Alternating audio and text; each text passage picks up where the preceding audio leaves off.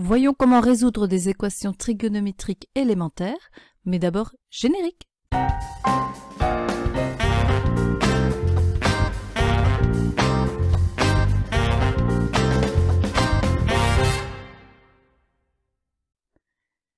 Pour résoudre des équations élémentaires en trigonométrie, on va s'aider de trois types d'équations.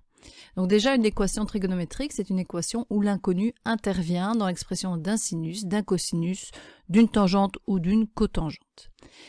Dans le premier cas, on veut résoudre l'équation sinus x égale sinus alpha. Donc de part et d'autre du signe d'égalité, il y a bien un sinus, mais forcément, c'est que l'angle x est égal à l'angle alpha.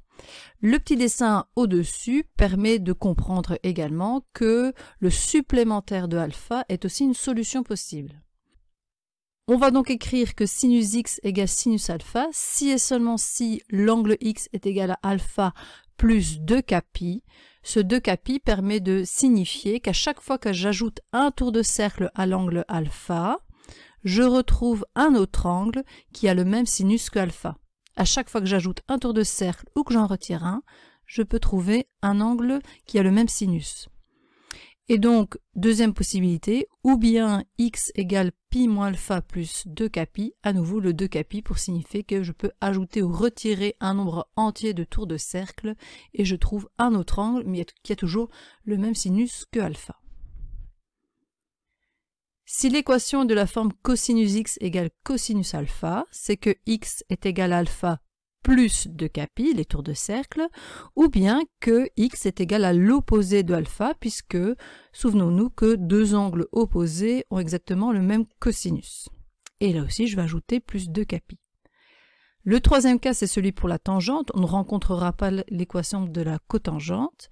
Et là, il est un peu plus particulier parce que tangente x égale tangente alpha signifie bien que x est égal à alpha, mais on va ajouter plus k fois pi. Et il n'y a pas de ou. Alors plus k fois pi parce qu'en fait, quand je suis ici à l'angle alpha et que j'ajoute un demi-tour de cercle, je tombe sur l'angle antisupplémentaire qui a la même tangente que alpha. Donc c'est un angle qui convient également. À chaque fois que j'ajoute un demi-tour de cercle, je retombe sur l'un des deux angles. Voilà pourquoi on va écrire que x égale alpha plus kpi et pas 2kpi et qu'il n'y a pas d'autre solution donnée. Passons aux exemples. Il faut résoudre les équations suivantes, exprimer les angles en radians et donner l'ensemble des solutions principales. Et commençons par résoudre sinus de 2x plus pi sur 5 égale radical 3 sur 2. Alors quand on est face à ce genre d'équation, on va faire en sorte de faire apparaître le même nombre trigonométrique de part et d'autre de l'égalité. Ici, à gauche du signe égal, on a un sinus. Donc à droite du signe égal, on va transformer radical 3 sur 2 en un sinus en utilisant évidemment le tableau des valeurs particulières. Radical 3 sur 2, c'est le sinus de pi sur 3. Et donc quand je compare le début et la fin de l'égalité, j'ai bien un sinus de part et d'autre, pas de signe moins devant ces deux sinus qui pourraient poser problème. Donc je peux utiliser la formule sinus x égale sinus alpha. On a alors que 2x plus pi sur 5 égale pi sur 3. Donc les deux angles sont égaux à un nombre de tours de cercle près, plus 2kpi. Ou bien l'angle 2x plus pi sur 5 est égal à pi moins pi sur 3, donc l'angle supplémentaire, et on rajoute les tours de cercle, avec k qui est un nombre entier. Alors maintenant, comme dans toute équation, on va chercher à isoler x, donc on pourrait d'abord isoler 2x dans chaque équation. On va calculer 2x ici égale pi sur 3 moins pi sur 5 plus 2kpi, ou bien 2x égale pi moins pi sur 3 moins pi sur 5 plus 2kpi. Alors ce qu'on va faire évidemment, c'est simplifier les sommes d'angles. Pi sur 3 moins pi sur 5, ça vaut 2pi sur 15. On a donc ici à gauche 2x égale 2pi sur 15 plus 2kpi.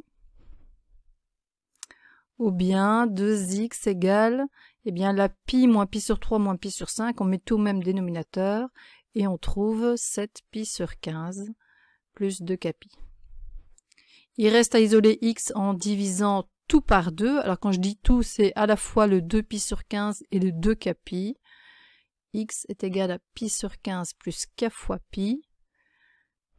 Ou bien x égale 7 pi sur 30 plus k pi. Voilà, ça c'est l'étape de résolution. Tous les angles sont bien exprimés en radians. On va devoir maintenant donner l'ensemble des solutions principales. Solutions principales. Alors il s'agit d'angles isolés, donc on va utiliser des accolades. Et l'idée c'est de trouver tous ces angles qui sont bien solutions de l'équation et qui sont compris entre 0 et 2π. 0 compris, 2π pas compris, comme pour la définition de mesure principale. Alors en fait, je vais d'abord m'arrêter à cette solution x égale pi sur 15 plus k pi. Si je remplace k par 0, il reste pi sur 15. Pi sur 15, c'est bien un angle compris entre 0 et 2π, donc je peux l'écrire dans l'ensemble des solutions principales. Puis je passe à k égale 1. Et si k vaut 1, je trouve 16 pi sur 15, qui est aussi compris entre 0 et 2π. Par contre, si k vaut 2, ça revient à ajouter un tour de cercle complet à pi sur 15, qui est déjà positif. Donc je vais être au-delà de 2π, donc je m'arrête ici. Je passe à l'autre solution. Si k vaut 0, j'ai 7 pi sur 30, qui est bien entre 0 et 2π. Et si k vaut 1, là on trouve 37 pi sur 30, qui est aussi entre 0 et 2π, et si k vaut 2, eh bien, on dépasse 2π, donc là, on peut fermer l'accolade, et on a fini cet exercice-ci. Pour le deuxième exemple, on va résoudre l'équation cosinus de 2x plus pi égale cosinus de 3x plus pi demi. Alors, on est dans la configuration où il y a déjà un cosinus à gauche et à droite du égal, donc on peut tout de suite utiliser la formule cosinus x égale cosinus alpha.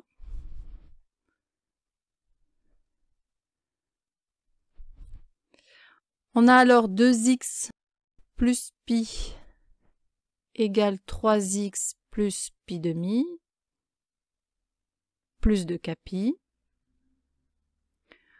ou bien 2x plus pi égale l'opposé de alpha, donc moins 3x moins pi demi. Et on rajoute des tours de cercle, avec k qui est un nombre entier. Alors ici aussi, on va rassembler les x à gauche du égal. Moins x égale pi demi moins pi plus 2k pi. Ou bien 2x plus 3x, c'est-à-dire 5x, égale moins pi demi moins pi plus 2k pi. Donc ici, je calcule un petit peu. Pi demi moins pi, ça vaut moins pi demi. Ou bien 5x égale moins 3pi demi plus 2k pi. Alors pour la première solution, on va tout diviser par moins 1. J'ai x égale pi demi. Alors c'est vrai que si je divise ici le signe plus par moins 1, ça va me donner un signe moins. Mais par habitude, on va laisser un plus parce qu'en fait, on est en train de retirer des tours de cercle plutôt qu'en ajouter. Si je mets un signe moins, je retire des tours de cercle plutôt qu'en ajouter. Et donc, on peut laisser plus 2k pi, puisque k c'est un nombre entier, il peut être donc positif ou négatif. Ça change finalement le sens du tour de cercle. Et enfin, x égale moins 3pi sur 10 plus 2k pi sur 5. On a bien isolé x, donc cette étape-là est terminée. On passe aux solutions principales. Pour ce premier ensemble de solutions, eh bien x égale pi demi plus 2k pi, donc la seule solution principale, c'est pi demi. Dans l'autre cas, je vais avoir moins 3pi sur 10, qui est négatif, donc ça ne peut pas faire partie des solutions principales. Donc je vais ajouter une fois 2pi sur 5. Alors par facilité, je vais écrire ça au même dénominateur. À chaque fois qu'on va ajouter 2pi sur 5, en fait on va ajouter 4pi sur 10. Donc si k vaut 1, j'ai pi sur 10. Si k vaut 2, j'ai 5 pi sur 10 qui vaut pi demi, donc je ne vais pas le recopier puisqu'il a déjà été noté avec le premier ensemble des solutions. Si k vaut 3, j'ai 9 pi sur 10. On continue, donc à chaque fois on rajoute 4 pi sur 10, 13 pi sur 10, et on va s'arrêter juste avant 2 pi, donc c'est-à-dire juste avant 20 pi sur 10, ce qui nous mène à 17 pi sur 10.